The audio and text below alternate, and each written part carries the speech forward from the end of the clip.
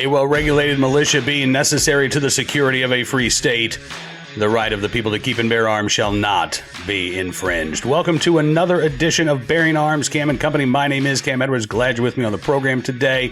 And glad to have our guest, Dr. John Lott from the Crime Prevention Research Center, joining us for a lengthy and beefy discussion. I hope that you are a data, I don't want to say nerd, because that does seem to have sort of a negative connotation. Geek? Is that any better? I don't know. I hope you're a fan of data, because we're going to delve into crime stats. Trying to answer the question, is crime going up or down in this country? You know, if you look at most of the major cities' reports, certainly homicides appear to be declining substantially, even from last year, which also saw a pretty substantial decline in reported homicides. But then it gets a little murkier, right? Because there's a lot of variables at play, as Dr. John Lott discusses. You have reported crimes. You have property crime versus violent crimes. You have when crimes are actually tallied in terms of statistics. Does it happen when a report is filed? Does it happen when an arrest is made? Does it happen when a prosecutor charges somebody? And what happens if a prosecutor downgrades a charge from a felony or a offense, one of those crimes that are reported to the FBI, to a misdemeanor offense, crimes that are not reported to the FBI? There are lots of games that can be played with crime stats. The city of Chicago several years ago sort of infamously touted its high rate of solving homicides by including cases from previous years. So I'm just going to give you a hypothetical. I don't know what the actual numbers were, but 600 homicides in Chicago, and they said, well, we cleared 400 of these, but let's say 200 of those were cleared from prior years, right? And may not have even resulted in an arrest. They may have decided, this person who was killed in a gang shooting 2 months after this homicide, we think he was responsible for that homicide. Again, there are all kinds of ways to massage these numbers, right? What's the line from Mark Twain? Lies, damn lies, and statistics.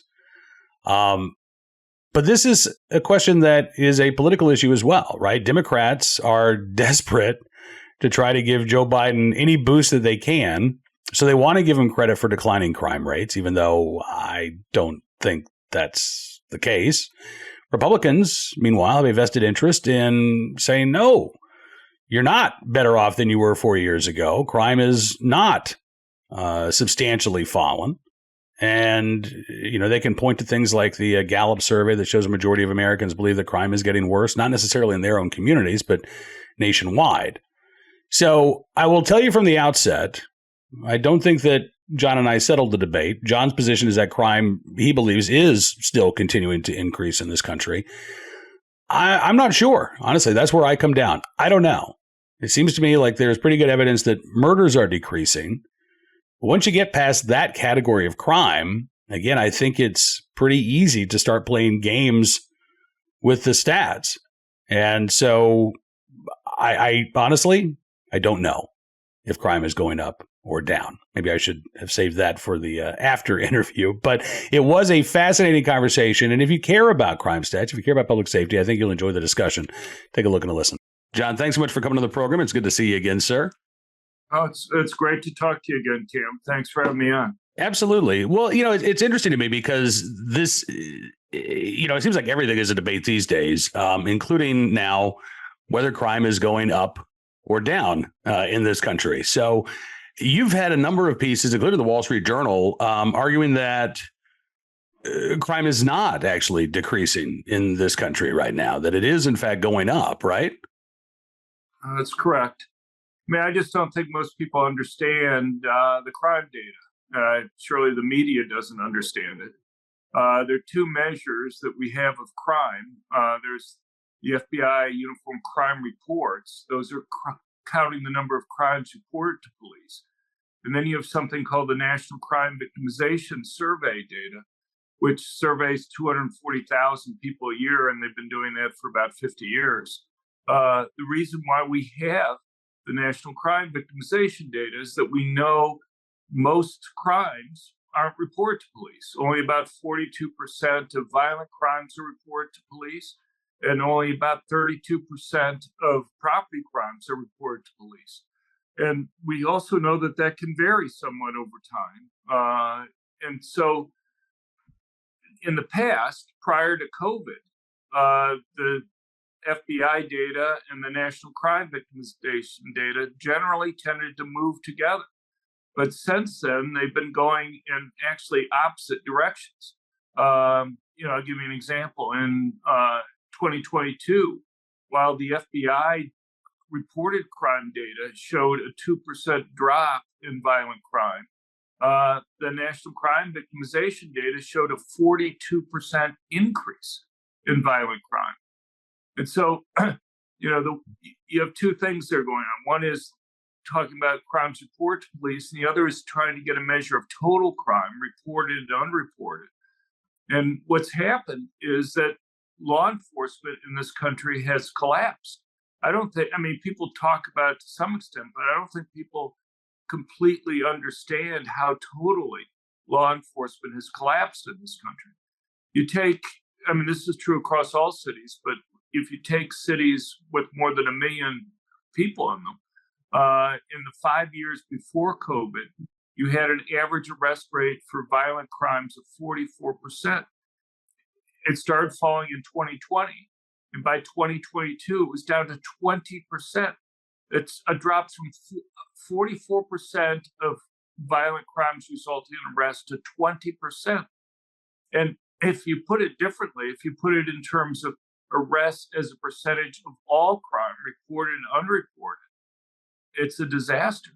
Only 8% of violent crimes in those cities result in arrests, and only 1% of property crimes in those cities result in arrest. And people need to understand that arrest doesn't mean that they're charged. And just because you're charged doesn't mean that you're prosecuted or convicted. And so for many crimes in these urban areas, it's very low risk that the criminals face, that they're going to face any punishment for the crimes that they've committed. And so the bottom line is, and there are multiple things we can go through, but the main thing that I want to get across is that as arrest rates have fallen dramatically, people are less inclined to go and report crimes to the police. And so what's happened is that you've seen a drop in reported crimes, even though you've seen an increase in total crimes. But look, there's also a problem with reported crime data in another way, and that is if you compare the FBI's measure of reported crimes to the National Crime Victimization Survey data on reported crimes, even those go in opposite directions. You've seen an increase in reported crimes according to the National Crime Victimization data. So what's happening is that when the National Crime Victimization does their survey, they'll ask you about 40 questions or so. They'll ask you, what crime was committed, where it was committed, characteristics of the criminal, how you responded, what the final outcome was. And then they'll also ask you whether you reported crimes to police. So people are telling the Bureau of Justice Statistics that puts this data together that, yeah, we're reporting to police, but the number of reported crimes by police are showing that that's not happening. And so I think there are a couple of things that are going on. One is, in many parts of the country, if you call up 911, they'll ask you if it's an emergency. And what they mean is the criminal literally there committing the crime? And if they're not, then they're not going to send out a police car to you because there is a shortage of police officers. And they'll say you can come down now to go and report the crime. Well, I don't think most people understand that simply calling 911 doesn't result in the crime being officially reported. You have to have a police report put out. And the thing is, in the past, it used to be a lot easier to go and report a crime because the police would come out, they'd do their investigation, and they'd write up a report. Well, now you're making it so that people have to come into the police station. And so some people who would have reported it before now aren't going to take the additional time to go down to the police station. And that's particularly true when they are told sometimes that, and they know that nothing's going to happen to the criminals. Not only is it more difficult for them to report it, but the likelihood that something's going to come of it is much lower. And there are other problems that are there too. But I think, also you have a number of district attorneys around the country which refuse to prosecute people for violent crimes. So you have take the difference between aggravated and simple assault. Mm-hmm. Aggravated assault is a felony, and it involves the use of a weapon. Simple assault is a misdemeanor. And so what happens in many of these urban areas where you have Soros district attorneys is they're literally refusing to prosecute people for weapons offenses. These are the same people who want to go and have strict gun control. But if a criminal uses a gun in an assault on somebody, they refuse to count the weapon in the assault. And so they lower it from aggravated assault to simple assault. And the reason why that's important is that the FBI crime data doesn't measure simple assault. They're just counting aggravated assaults. And so somebody goes and reports a crime to the police, or they get called up by the National Crime Victimization Data, and they say, yeah, this person attacked me with a gun. And I reported that to the police. That doesn't show up in the reported crime data from the FBI, because even though the crime was reported and in a police report, since it was downgraded to simple assault, it doesn't get into the crime data for the FBI. So those are, I could go on, but those are just a few of the things there. And I think, the big thing that you see is that the media, time after time now, is going out there and saying, violent crime is falling, crime is falling.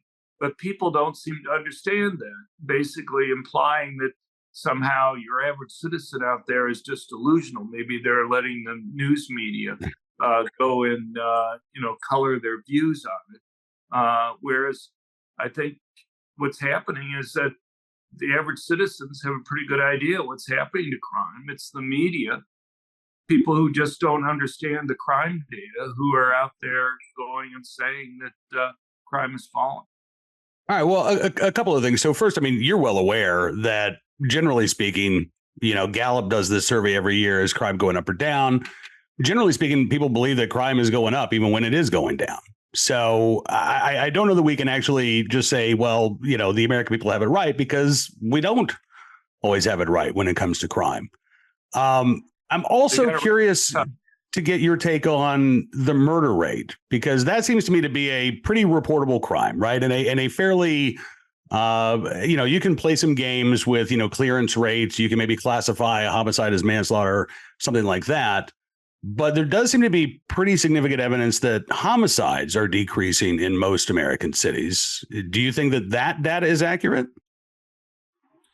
Well, I think generally murder is much more accurate. And it has gone down in 2022 and 2023. But what the media does is it compares it to 2020. They don't compare it to 2019. And, these are substantial drops, but you had a huge increase between 2019 and 2020. Yep. And that even with the drop in 2023, about a 13% drop, it's still 7% higher than it was in 2019. And so, murder's gone down. And I think what's happened is that police departments, as they've cut back enforcement, the one area that they've concentrated on has been the most serious crimes, and that's been murder. They haven't cut back on that in the same way that they've cut back for other types of crimes there. So when they go and tell you have to come down to a police station to go and report, that's not going to be true for a murder. They'll send out somebody to go and police officers with regard to murders. And so it's just what limited resources the police departments have gone into murders. And so those are still high, even though they've gone down recently, but it's not as bad as it is for property crimes or for other types of violent crimes. How much of this, because I've always, excuse me, John, I've always said that, crime is generally speaking a local phenomenon. In any given city, you're talking about maybe 1% of the population that's responsible for half or more violent crimes in terms of geographic area. Maybe 3 to 5% of a particular city is sort of the hot spot where crime is concentrated.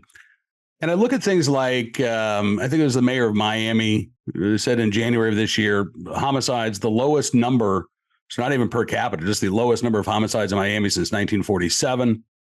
Look at cities like Oklahoma City that actually did not really see a huge spike in homicides in 2020, but have continued to see homicides drop. I'm curious just to get your take on how much we can tell and how much we can learn from, national data, 50,000 foot level data, as opposed to looking at what's going on in individual cities like Washington, D.C., Philadelphia, where Larry Krasner, as you say, is one of those Soros DAs, or, Los Angeles, where George Gascon was also taking a very soft on crime policy. Well, I mean, law enforcement is a local issue. The number of police you hire, the policing policies that you hire are determined locally. The district attorneys are virtually always elected locally. Judges are virtually always elected locally. So whether you go and arrest people and whether you charge them and what their sentences are and whether you release them without bail, all those are essentially local decisions that are being made. So it's overwhelmingly locally.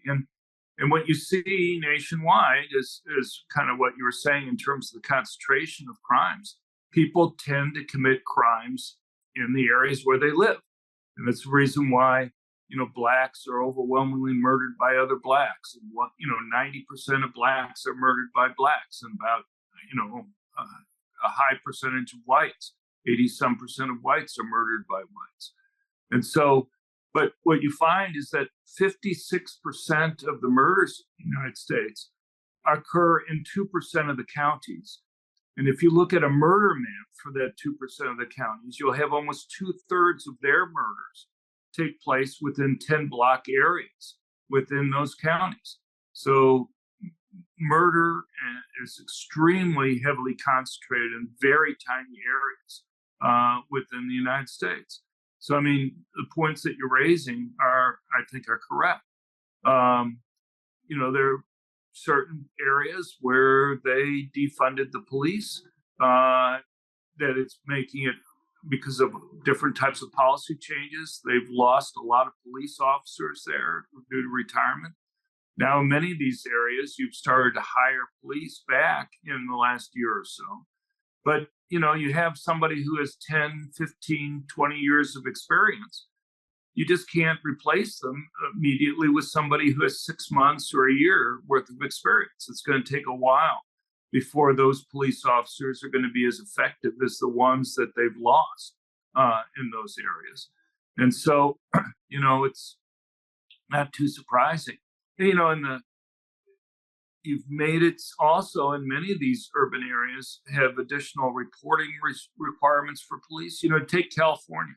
Anytime somebody gets pulled over for a traffic stop in California now, police officers have to fill out, legal pages worth of forms on who they talk to them, why they talk to them about, whether they cited them. In California, they have to go and fill out things like whether they think they're gay there. They can't ask the person if they're gay. And somehow, when you pulled somebody over, you could tell from the way they were driving the car whether they were homosexual or not. It's just crazy stuff. And it takes time for police officers. So what you see is that they're pulling over fewer people for traffic stops because they just don't want to go and have to fill out the forms. And the thing is, if you're not pulling people over for speeding or for reckless driving or for running a stop sign or whatever, you're going to have more traffic accidents and you're going to have more deaths that are going to be occurring because people are going to drive more carelessly if they're not worried about getting stopped. So there are real consequences for those types of things that are going on. But well, I was going to say we saw that in 2020 and 2021 as well, right? Where traffic fatalities, which had been declining, also spiked. Fewer police on the roads, fewer stops being made, as you say. But the other thing that I'm curious about, John, is we talk about the uniform crime reporting and the crime victimization survey, which comes out yearly, right? Those are yearly reports. I know that there might be some estimates that come out, maybe every 6 months or so. Well, the FBI crime data now comes out quarterly. Okay. And it used to be yearly, but it comes out quarterly now. This is this new NIDUS system that they have. Okay. Go ahead. So I guess my question is, what are the challenges? Because we can look to 2019, we can look to 2020, but what are the challenges when it comes to looking at crime right now in 2024? I know Jeff Asher, is a crime analyst, has a year-to-date murder dashboard that provides links to various law enforcement agencies, and they keep a running tally of homicides. Some departments do sort of a running tally of violent crime, but how difficult is it to actually pinpoint where crime is today as opposed to where it was 12 months ago or even 5 years ago?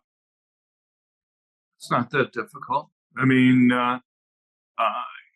as you mentioned, a lot of cities make their data readily available on their websites.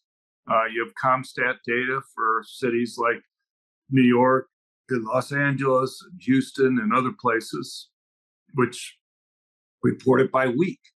And they will tell you, how it compares so far this year compared to the same period last year, how, the last week this year compares to the same week last year. But if there are all those flaws, though, that you talked about in terms of reporting, aren't those flaws going to be baked into the data that comes out on a weekly or a monthly basis? I mean, those are reported crimes.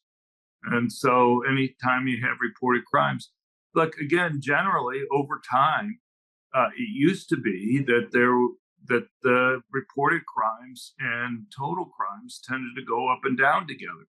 Mm-hmm. That has been the case the last few years. And, and so, you're going to have issues.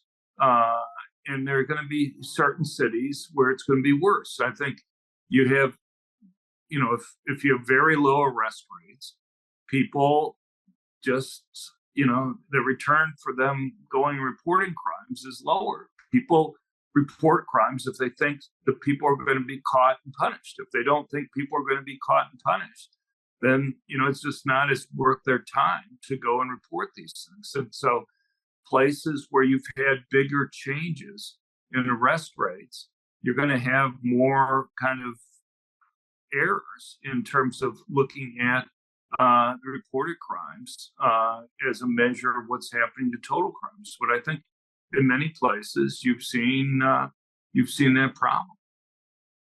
Yeah. So I mean, I guess the bottom line question is what data do you look at that you have confidence in? Because again, if the reported crimes are not matching up with the victimization surveys, right? Which where victims say, no, I had a crime committed against me. Yeah, I may have reported it to police, but it's not showing up. I mean, how much confidence do you have in any of the numbers that are coming out at this point? Well, I think the National Crime Victimization Survey is probably the best measure of it. And I think they do a fairly good job. Now, I would go and make changes. I tried to get some changes made during the Trump administration. But I think it's still about the best measure that we have for overall crimes. It's there. As I say, there's some issues that I have with it, but in terms of measuring total crimes reported and unreported, that's the only ball game that we have. And what's the most recent data for the crime victimization survey? 2023? It comes out in September. So in this September, it'll come out for 2023. So we don't have the data for 2023 yet. We have the latest data for them is 2022. Okay. I mean, it seems like it's difficult then to extrapolate from 2022 data what's going on in 2024. Yeah, I mean, of course, you have to wait a while to go and get that. I mean, I suppose they could put out the data faster, but we're talking about the government going and doing it. But I mean, if if the contention is that crime is going up, but we're relying on data from 2022 to make that case, I mean, John, you see the conundrum there, right? Is there more recent data that indicates that crime is going up as opposed to going down? Look, the point is, we had huge increases in the crime data in 2021 and 2022. Yeah. I have a feeling, who knows, but I doubt, even if you want to take the FBI data for 2023 that showed a 2% drop in violent crime last year. Let's say the FBI data was accurate for last year. If you believe that the national crime victimization data for the previous years was right, it's not going to make much of a dent in it. Okay. I mean, it's, a 2% drop after a 42% increase isn't going to get you very far. Right. So, maybe they'll be positively correlated, related to each other this year, or last year. But even if that's the case, you're still going to have a much higher crime rate. I mean, look, people see crime in the sense that you go to the stores, as I mentioned earlier, and you see things behind glass. And that's something that you're seeing more and more occurring. This isn't something that these stores want to go and do. They don't want to go and make it more difficult for people to go and shop in the place. Right. They don't want to bear the cost for putting up the glass. They don't want to have to bear the cost for having employees going in there and unlocking and standing next to you while you try to read the packages that are there. And people know that wasn't the case a few years ago, and they see that more and more stores have that. I was just listening to a news report earlier for Washington, D.C., where they were talking about they're banning people taking luggage into stores because people were just filling up the luggage with items and then walking out of the store. And so, who heard of something like that a few years ago? Right. No, listen, I absolutely agree with you. And we've been talking a lot about violent crime. Property crime, I think, is a different animal. And I think there are more statistics showing that property crime has either continued to increase or certainly has fallen as fast as the murder rate has. Right. So those quality of life issues, I think that you're right about that people do see these changes, particularly, look, I'll say in rural Virginia, I haven't really noticed any changes, but we're a pretty low crime area to begin with. But if you live in a major metropolitan area, certainly you have seen those changes over the last few years. I just, the other aspect of this, of course, is that this is political, right? This has become a political issue. Democrats want to be able to point to lower crime rates and say, look, Joe Biden's making a difference, right? And they also want to point to the pandemic crime spike and blame it on Donald Trump, which I think is absolutely absurd. How much credit do you think, because again, we just talked about crime being local. I don't think it makes any sense whatsoever to give a president, regardless of who it is, credit or blame for the national crime rate. So can you talk about that perspective? I think Glenn Thrush had a piece of the Washington Post last week trying again to make the case that, crime has fallen and it's all because of Joe Biden, which I just think is an absolutely absurd take. Right. Well, look, I think Biden does deserve some blame. And the reason why I think he deserves some blame is that he refuses to go and call out these prosecutors, these district attorneys in these heavily Democratic areas for not prosecuting violent criminals. He refuses to go and call out, left-wing liberal judges who, during COVID and, even up through 2022, were releasing large numbers of inmates from local jails. The people you're talking about in local jails were like 18 to early 30s. We knew in 2020 that they weren't the people at risk from COVID. These aren't people who are over 65. These weren't people that had a lot of comorbidities that were there. And yet in many urban areas, you'd have half and even 2/3 of the inmates being released well into 2022. I mean, but Biden, the only thing Biden talks about with regard to crime is gun crime. And the thing is, and recently, he changed to talk about more police, but police are only part of the issue there.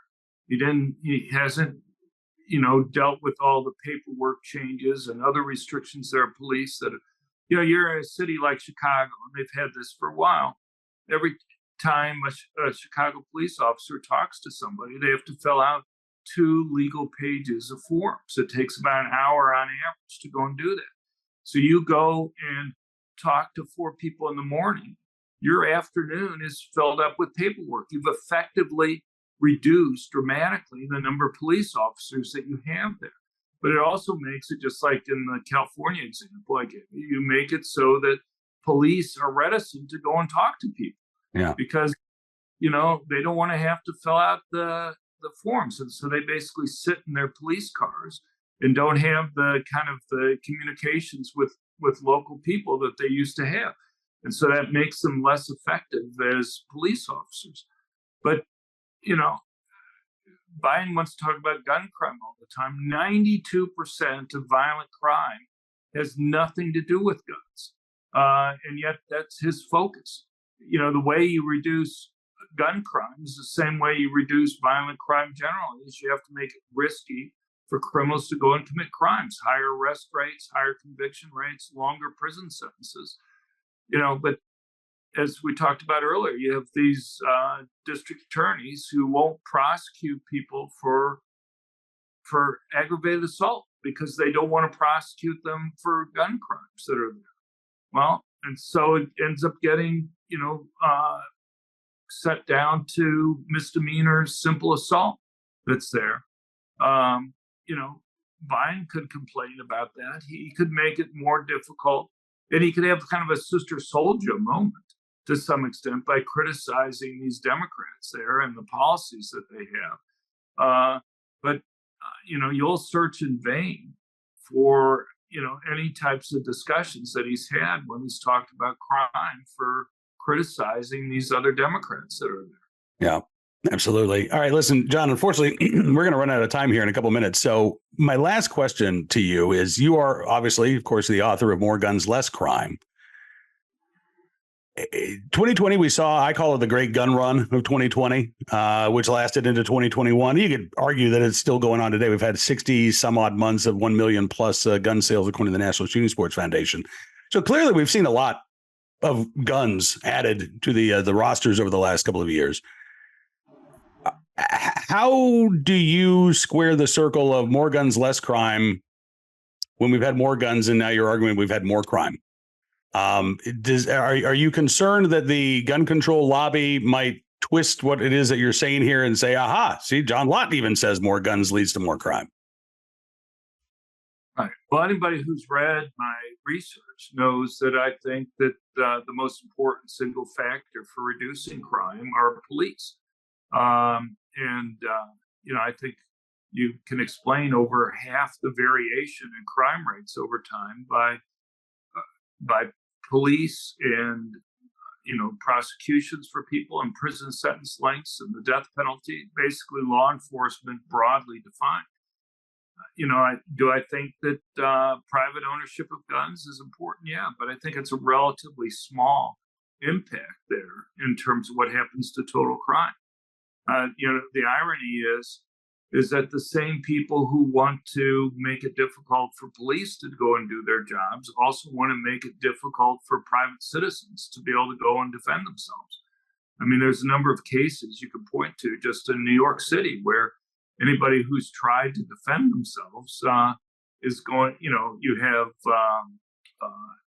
Jose Alba, who tried to defend himself with a knife when he was attacked in his bodega. You have Matthew Perry, who tried to restrain a guy on a subway. You have, just in the last week, you had Francisco Valero, who concealed carry permit holder, a store owner there, who used a gun. And he's facing up to 7 years in prison for shooting somebody who was assaulting an employee there. The criminal who had done the assault and had been trying to steal from the store there only gets charged with petty theft. He doesn't even get charged with the assault that's there. And, he faces a maximum of 364 days in prison, whereas the individual who used a gun defensively there is facing up to 7 years in prison. So, look, I think private ownership of guns is important. I think that's the reason why police officers have been so supportive of private ownership of guns. I mean, you go and look at surveys from Police One, which is the largest organization of police in the United States with about 450,000 members. You have about 76% of officers think that private ownership of guns is either extremely or very important in terms of reducing crime. Police see how important having guns themselves are dealing with criminals, and they know that even though they are extremely important in reducing crime, police themselves know that they virtually always arrive on the crime scene after the crime's occurred. And the question is, what should people do when they're having to confront a criminal by themselves? And they know that having a gun is the most effective way for people to do it. And that's particularly true for people who are relatively weaker physically, women and the elderly. And my research shows that the people who benefit the most from having guns are the ones who are the most likely victims of violent crime. And that overwhelmingly tends to be poor Blacks who live in high crime urban areas. No. So we've seen the NSS data that you're talking about, that's really just from the government there. The FBI records this data, and they're just taking the data that's from there. But, I look at concealed carry permits because I think it's kind of a more hard number than we have on gun ownership rates in the United States. And we have about 22 million concealed carry permit holders in the United States right now. But even that's an underestimate because we have 29 constitutional carry states now this year. And, yeah, I was going to say that that's great for us as Second Amendment advocates, but it's got to play hell for data gurus like yourself, because now all of a sudden, I mean, we do know that there is when a state becomes constitutional carry, the number of individuals who will seek out that permit tends to go down because, some folks say, well, I don't need it. I don't really travel over the border. I don't need reciprocity, things of that nature. But I think if they travel over the border, they're likely to travel into another constitutional carry state. Right. But the thing is, when you're looking at this, we have a survey that we did. There was a Pew survey that was done in 2017 that showed that about 5% of likely voters either carried all or most of the time. We did a survey last year with McLaughlin and Associates, and we found that 15.6% of likely voters carried all or most of the time. And so that's a threefold increase over that period of time.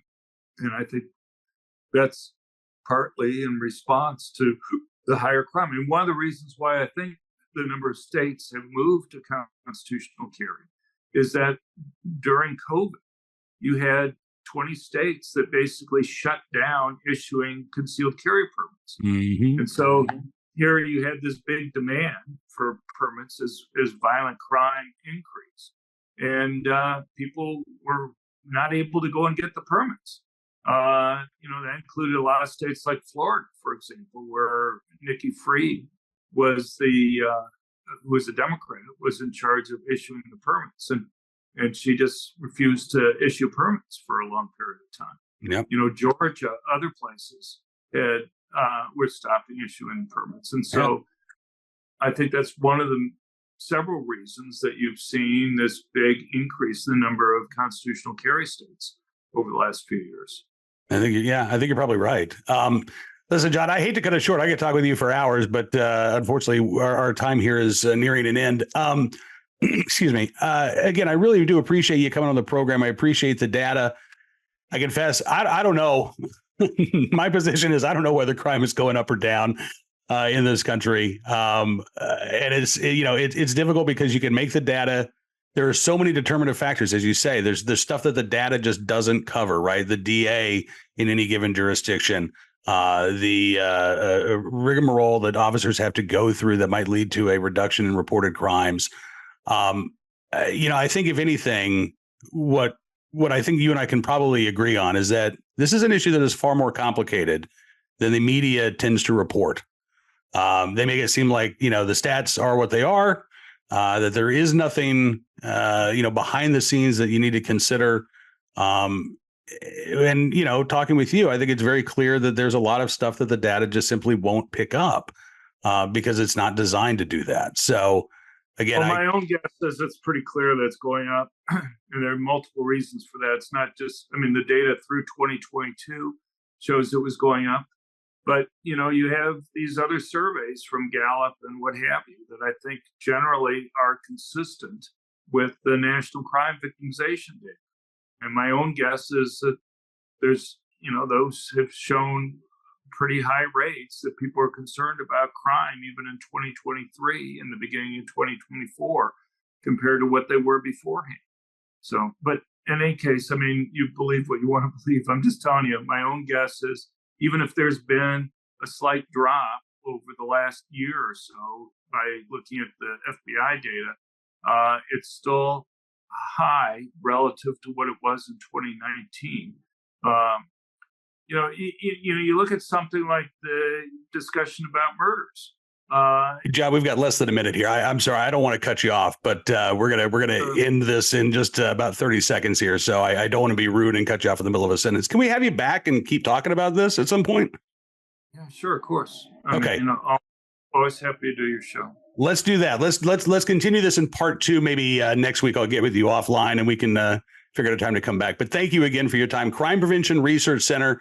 Check out Dr. John Lott's work at crimeresearch.org. Right. Thank you. There you go. Dr. John Lott, thanks again for coming on the show today. My thanks again to Dr. Lott for joining me on the program. I hope that you enjoyed the conversation. And I do want to welcome John back for more. We could have talked for another 40 minutes about this. Bottom line, though, for me, is that, again, crime is a local phenomenon. Giving Joe Biden credit or a lot of blame, I don't think makes a lot of sense any more than giving Donald Trump credit or blame for the crime rate when he was in office. Again, we're talking about, a very small number of Americans who are committing these violent crimes. And when I say crime, I'm talking about violent crime now. I'm not talking about property crime, which is, I think, a slightly different animal. In a very small, percentage of a city's given space. That's where these crimes are largely committed and are largely driven. So to me, crime is a local phenomenon. And, taking a 50,000 foot view, I don't know that it always tells us a lot. But I also think that it's worth pointing out, we didn't get into this with John, but, a couple of the cities that I mentioned, Oklahoma City and Miami, where murders have fallen substantially, those are constitutional carry cities, right? They're in constitutional carry states. So the idea that more guns equals more crime, which, of course, is what the gun control groups would like to argue. Now, of course, they have to argue that we've had more guns, we have less crime, and it's somehow all Joe Biden's, cause for celebration. We find ourselves in an interesting position right now. And again, I understand why people feel like crime is going up around the country. But these Gallup surveys typically show that a majority of Americans believe that crime is going up, regardless of what the crime stats actually show. In a media environment where it bleeds, it leads, right? We often get the impression that crime is going up even when crime is falling. So I don't know that public opinion polls tell us a lot. The National Crime Victimization Survey that John brought up really is interesting, and I'm looking forward to seeing what the results will be in September when the data for 2023 is released. But again, if you're looking for, that up-to-date snapshot, what is crime like right now?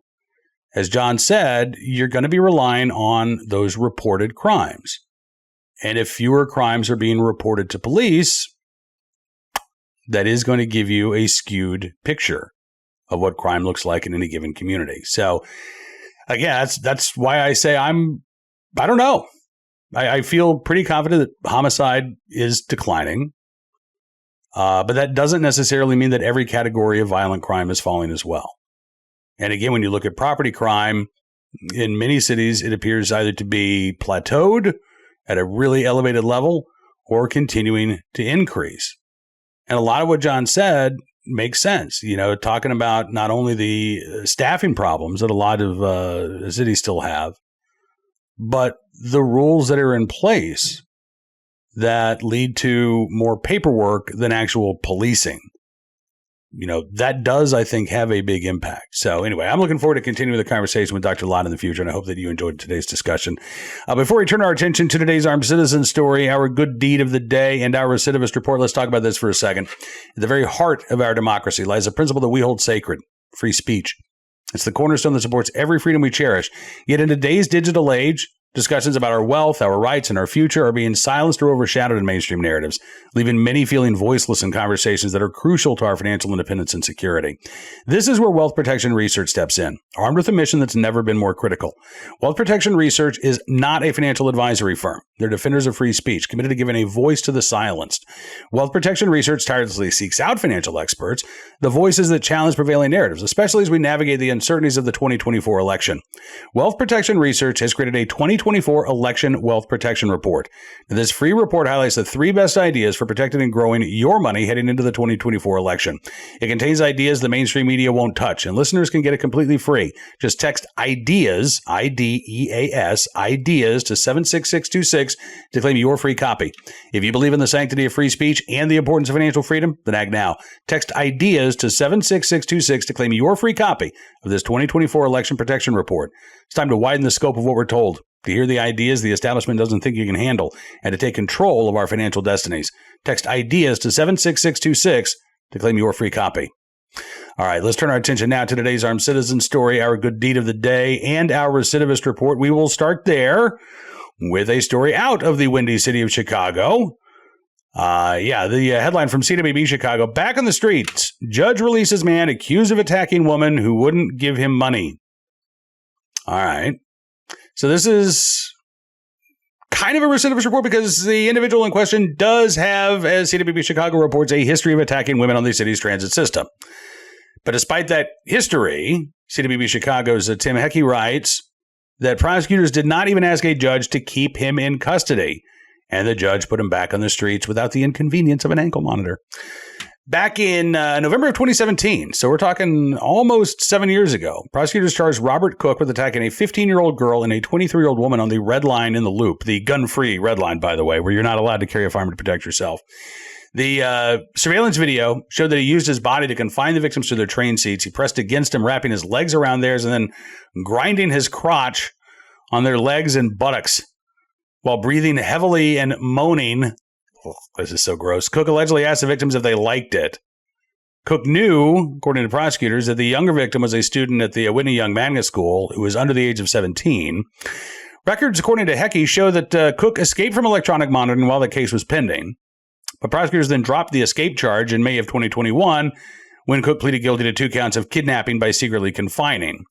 That charge was a Class 2 felony. It was reduced from a Class X kidnapping causing bodily harm.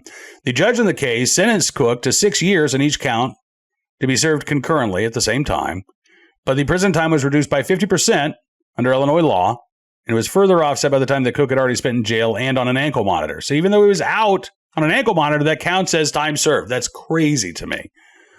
So the 6-year sentence became a 3-year sentence, became even less than a 3-year sentence because of all of the, time served that Cook had already spent on an ankle monitor or in jail. Heckey says that now prosecutors are again accusing Cook of targeting a victim on the red line. Chicago police issued a public bulletin about the crime last Friday as they tried to identify the assailant. 2 days later, Chicago police arrested the 46-year-old Cook on the red line platform. According to his arrest report, Cook asked a Streeterville woman for money at the State Lake platform back on May 22nd. When she ignored his request and then walked away, he kicked her and then returned moments later and punched her in the face, causing her to suffer a bloody lip and a bruised face. During a court hearing on Sunday, according to Heckey, prosecutors did not ask Judge David Kelly to keep Cook in custody, despite, again, his previous history. And Kelly set Cook free without even requiring him to wear an ankle monitor, which I guess maybe the judge was like, well, waste of time. We know he's just going to escape anyway, right? So again, when we talk about all of the things that go into accounting for violent crime, this case, details some of what John was talking about. You've got somebody who is charged with a major felony who is allowed to plead guilty to a lesser felony. You've got an individual who, again, is got a history of violence on the transit system and a criminal justice system that doesn't really seem to give a damn about that, prosecutor, judge alike. I'm sure the public defender's happy that their client was able to get such a great deal while he's awaiting trial on these charges. But again, this is just one case. Multiply that by, 1,000 or more cases a day around the country, and you can see the challenges of trying to figure out what our crime rate looks like when all of these games are being played. All right, on to today's Armed Citizen story. A very succinct headline: homeowner shoots intruder, which I mean, that does tell the story, at least some of the story. This from the Taylor Press in Taylor, Texas, where a man was shot by a resident on Monday night as he entered a home uninvited. The Taylor Press reports that, according to authorities, officers responded to a call Monday evening about 11:35 for a man armed with a knife attempted to enter a home on Donna Drive in Taylor, Texas. As officers were en route, they were informed that the man was then in the house and had been shot by the homeowner. When police arrived, the suspect had managed to exit the home, was laying on the front porch with a gunshot wound to his hip. Officers identified the suspect as 23-year-old Austin Sumner of Thrall, Texas. Police found a large knife with a sheath that was inscribed with "Hail Satan" that the suspect was carrying. I know. As if our recidivist report wasn't weird enough, now we got this Armed Citizen story. The wounded man taken to the hospital for non-life-threatening injuries. Police did obtain a warrant charging Sumner with burglary of a habitation with commission of a felony. The warrant will be served once the suspect is released for medical care. The knife with the sheath that says "Hail Satan" entered into evidence, and I guess we'll see that at trial. The homeowner, who acted in self-defense, not expected to face any charges. Don't know the circumstances of this incident. Don't know if Sumner knew the homeowner. Don't know if he claims that Satan compelled him to try to enter this home, but hopefully we'll get more details in the days to come. Thankfully, however, the most important detail we already know, and that is that the homeowner is safe and sound because he was able to protect himself with a firearm. Finally today, our good deed of the day: in the right place at the right time, willing and able to do the right thing. Some good Samaritans in New York State who were able to save a couple of lives on the Niagara River. This was last Friday, and a very scary situation in the town of Tonawanda. There were two people that were riding a jet ski that overturned the Niagara River. Excuse me. Call went out around 6:30 Friday night. Coast Guard was called out, Erie County Sheriff's Office, Marine Unit, the Air One helicopter. But before any of the authorities could arrive on the scene, just about 4 minutes after the 911 call was made, a 53-year-old man able to get both people out of the water and onto his boat. The Erie County Sheriff's Office said in a statement, the incident highlights the importance of boaters being alert at all times and ensuring that everyone on a personal watercraft is wearing a flotation device. Doesn't sound like that was happening there for the riders of the jet ski. The Coast Guard ended up taking custody of the two individuals and transporting them to a hospital to get taken care of and checked out. Don't know anything at all about the 53-year-old Good Samaritan. He has remained anonymous as of this point, but hopefully he will get some public accolades in the day ahead. But in the right place at the right time, willing and able to do the right thing for a couple of strangers in need. Whoever that Good Samaritan in North Tonawanda, New York was, we thank you for your very, very good deed. All right, that is going to do it for this edition of Bearing Arms Cam & Company, and I want to thank you, as always, for being a part of the program. I'm looking forward to being back with you again tomorrow. I'm not sure what tomorrow's topic is going to be. The dust may have settled a little bit in Texas 23. We may end up doing a after-action report on the absolutely bruising primary fight between Tony Gonzalez, Brandon Herrera. Brandon Herrera, at last report, down about less than 500 votes. Out of about 30,000 casts. So there is a potential for a recount. Don't know that Brandon Herrera is going to take that option. We will wait and see. But I wrote about this at Bearing Arms. I kind of want to say more about this, so we might talk about this with a fellow Texan. Well, not a fellow Texan. I'm not a Texan. With a Texan on tomorrow's Bearing Arms Cam & Company. If we don't discuss Texas 23, Well, that's probably because something else has popped up when it comes to our right to keep and bear arms that we're going to have to deal with as well. We try to do that each and every day, not only here at Cam and Company, but at bearingarms.com. I would encourage you to visit the website, check it out if you like what you see. I'd also encourage you to become a VIP or VIP Gold member. Just use the promo code SAVEAMERICA, and you can get 50% off your VIP or VIP Gold membership. You'll get exclusive content, an ad-free experience. You'll get the ability to comment on stories, but perhaps most importantly, you will be helping us continue to do the independent pro-segment journalism that we do at Bearing Arms. And in this day and age of media manipulation, big tech censorship, the mission is more important than ever. So thank you again for your support. Look forward to seeing you back here again tomorrow. Until then, enjoy your Hump Day Wednesday. What's that phrase? Oh, yeah. Be safe. Be well. I think I got those two. Be well, be safe, there we go, and be free.